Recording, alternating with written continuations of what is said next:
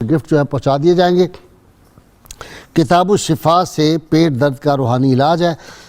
اگر کسی کے پیٹ میں درد ہو تو تھوڑا سا نمک لے کر اس پر اول و آخر درود پاک کے ساتھ 3 بار سورۃ الکوثر پڑھ کر مریض کو وہ نمک کھلا دیں، انشاءاللہ بہت جلد شفا حاصل ہوگی۔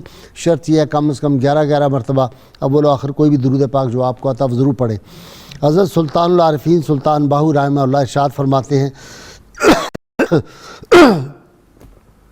جس کی باطنی آنکھ ہی نہ کھلی ہو وہ 1000 کتابیں بھی پڑھ لے تب بھی راہ سلوک کو نہیں جان سکتا۔ اس کی زبان تو زندہ ہو جاتی ہے لیکن دل مردہ ہی رہتا ہے۔ آج کے روزنامہ 92 میں مضمون ہے حضرت سلطان العارفین سلطان رحمہ اللہ کے یوم وصال کے حوالے سے۔ ناظرین اکرام، آج 12 بجے انشاءاللہ تعالی قومی میلاد کانفرنس ہے کراچی یونیورسٹی میں، انجمن محبان رسول صلی اللہ علیہ وسلم کے زیر اہتمام ایڈمن بلاک کی گراؤنڈ میں 12 بجے دن کو انشاءاللہ میرا بھی خطاب ہوگا۔ بہت ملک بھر سے بہت بڑے اسکالر تشریف لا رہے ہیں، میرا آخری خطاب ہوگا، تو انشاءاللہ وہاں سے بھی آپ سے ملاقات ہوگی۔ ہمیں بہت زیادہ لوگ میسیجز اور کالز کے ذریعے سلام دعائیں بھیجتے ہیں، پروگرام صبح نور کی تعریف کرتے ہیں، تو ان کا بہت بہت شکریہ، اور وہ اپنی دعائیں جاری رکھیں۔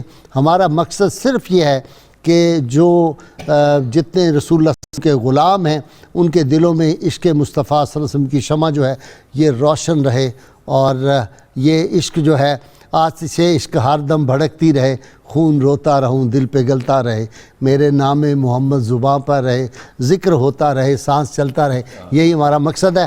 اللہ کریم سے دعا ہے اللہ تعالی ہمیں حضور رحمت عالمین صلی اللہ علیہ وسلم کی غیر مشروط محبت لا محدود وفاداری نصیب فرمائے، اور میں بار بار کہہ چکا ہوں، بال برابر دنیا کی کوئی قوت طاقت آ جائے، کوئی اغیار آ جائیں، کوئی باطل آ جائیں اور کہیں کہ بال برابر ادھر ادھر ہو جاؤ، یہ نہیں ہم ہو سکتے۔ آخری سانس تک سرکار مدینہ صلی اللہ علیہ وسلم سے ہماری وفا اور غلامی کی نسبت جو ہے یہ قائم اللہ تعالیٰ رکھے اور ہے اللہ کے فضل و کرم سے۔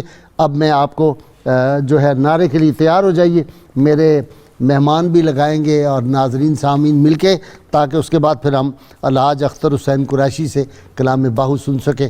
تیار ہو جائیے نعرے کے لیے۔ پاکستان کا مطلب کیا؟ لا الہ الا اللہ محمد رسول اللہ صلی اللہ